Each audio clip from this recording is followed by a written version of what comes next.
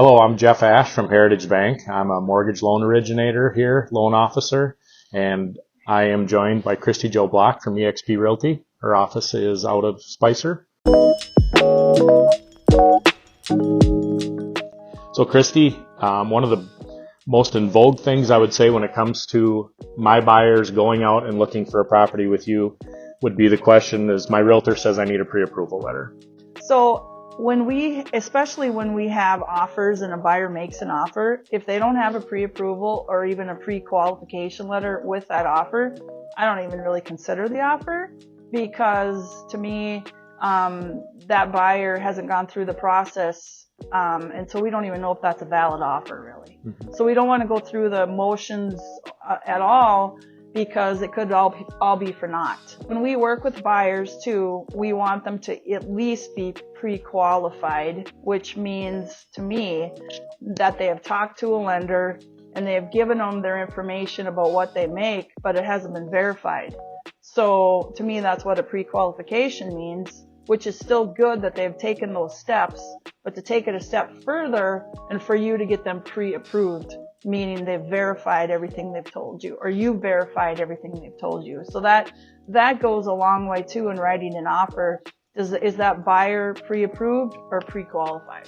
I've been working in all kinds of different markets, so it's been really interesting for me what those pre-approval letters end up entailing in each market.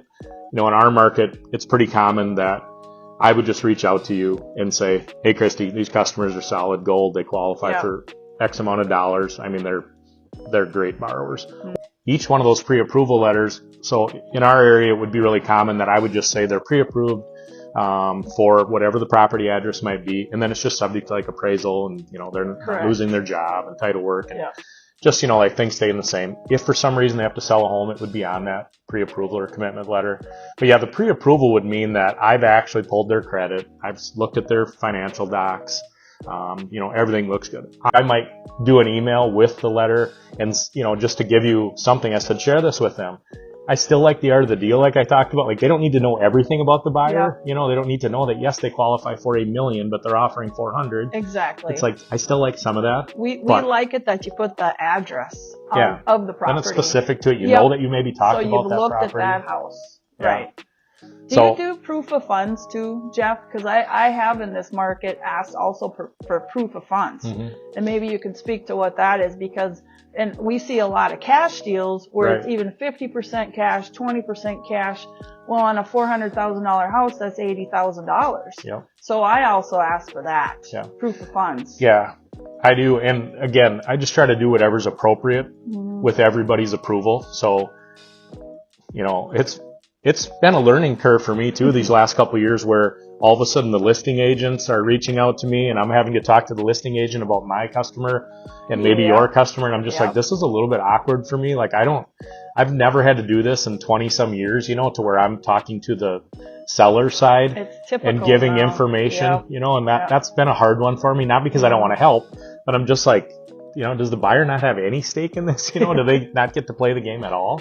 So that's been a big part of it. But yeah, again, if my buyers are good with it, and and I do think, again, because of our relationships and the relationships that I have with the realtors, and having been there for a while in the trust, and I usually, if I sign a letter, it's going to happen unless somebody does something crazy. And that might put that buyer over the top and get solidify that purchase agreement. But yeah, it's very common. But in some markets, you've got to put the price down. You've got to put what the payment is, what the interest rate you qualify them at, and different things too. Like in Arizona, you have to fill out like a loan status update.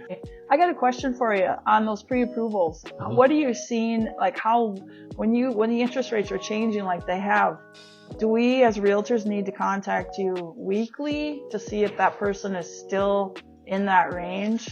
I would say to try to get away from just talking about our relationship and maybe how I do business, but just advice. I think that's going to really depend on your lender. It's going to, of course, sound like a plug for myself, but I'm checking all of that. Okay. If they're very tight, you're going to know that. I'll be, because sometimes you guys will come back and say, well, what if they went $20,000 more? Yeah. If it's no problem, I'm going to make it seem like it's no problem. And again, not just at, let's say it's 6.5%. I'm not going to just, well, they're good there, but if it goes to 7, then it's all over. Yeah. I try to do some of that, and a lot of that is going to depend upon their debt ratio as far as, a 0.5% swing. What does that even do? And, what's realistic for what we're talking about. But these rates, and they've been volatile. I mean, we see 0.5 point swings now in a week, which that would have been a year, So it's a very valid conversation to have with your customers, but also with the lender. Because even though I say that happens, I still need to make sure they're okay with it. Right. Because a lot of times I say that, I'm like, there's a difference between what you qualify for and what you're comfortable with, Exactly.